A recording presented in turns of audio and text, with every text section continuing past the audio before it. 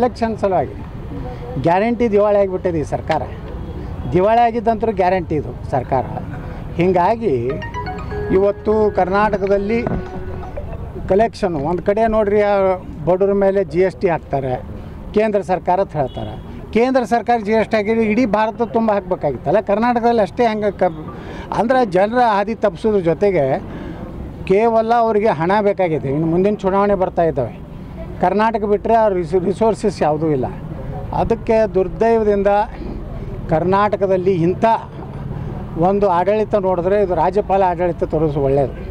ಇಲ್ಲಿ ಸರ್ಕಾರನೇ ಅನ್ನೋಂಥ ಒಂದು ಇದು ಇಲ್ಲ. ನೋಡಿರಿ, ಮಹಾನಗರ ಪಾಲಿಕೆ ಕಾರ್ಮಿಕರು ಮೊನ್ನೆ ಸ್ಟ್ರೈಕ್ ಮಾಡಿದ್ರು. ಈ ನಾಳೆ 5ನೇ ತಾರೀಕಿಗೆ ನಮ್ಮ ಸಾರಿಗೆ ಸಂಸ್ಥೆ ಜನ ಸ್ಟ್ರೈಕ್ ಮಾಡ್ತಾಯಿದ್ದಾರೆ. ಅವ್ರಿಗೆ ಏನೇನು ಮಾತು ಕೊಟ್ಟದ ಒಂದೂ ನಡೆಸೋತಾ ಇಲ್ಲ. ಅವಾಗೂ ಹಿಂದೆ ಶ್ರೀರಾಮುಲು ಇದ್ದಾಗ ಹೀನಾಯವಾಗಿ ಅವ್ರನ್ನ ವಜಾ ಮಾಡೋದಂತ ಮಾಡಿದಾಗ ನಾನೇ ವಿಧಾನಸಭೆಯಲ್ಲಿ ಪ್ರಸ್ತಾಪ ಮಾಡಿದ್ದೆ. ಅಂದರೆ ಎಲ್ಲ ಇಲಾಖೆಯಲ್ಲಿರುವಂಥ ಜನರು ಇವತ್ತು ಸ್ಟ್ರೈಕ್ ಮಾಡ್ತಾಯಿದ್ದಾರೆ ಅಂದರೆ ಅವ್ರಿಗೆ ಸರಿಯಾಗಿ ಅವ್ರ ಸಂಬಳನೂ ಸಿಗ್ತಾಯಿಲ್ಲ, ಅವ್ರಿಗೆ ಏನು ಪದೋನ್ನತಿ ಹೊಸ ವೇತನ ಆಯೋಗದ ಏನು ಸಿಗ್ತಾ ಇಲ್ಲ. ಒಂದು ಕಡೆ ಗ್ಯಾರಂಟಿದು ಸರಿಯಾಗಿ ಜನರಿಗೆ ಹೋಗಿ ಮುಟ್ತಾಯಿಲ್ಲ. ತಿಂಗಳ ಕೊಡ್ತೀನಿ ಅಂತಿದ್ರು. DK ಶಿವಕುಮಾರ್ ಹೇಳ್ತಾರೆ, ಯಾವಾಗ ಸರ್ಕಾರ ಬಳಿ ಇರ್ತದೆ ಅವು ಕೊಡ್ತೀವಿ, ನಾನು ತಿಂಗಳ ಕೊಡ್ತೀವಿ ಅಂತ ಹೇಳಿ ಅಂತ ಹೇಳ್ತಾರೆ. ಗ್ಯಾರಂಟಿ ಹೊಡೆದಕ್ಕೆ ಈ ರೀತಿಯೆಲ್ಲ ಸಭೆಗಳು ಮಾಡಿ ಟೋಟಲಿ ಗ್ಯಾರಂಟಿದಿಂದ ಕರ್ನಾಟಕ ದಿವಾಳಿಯಾಗಿದೆ.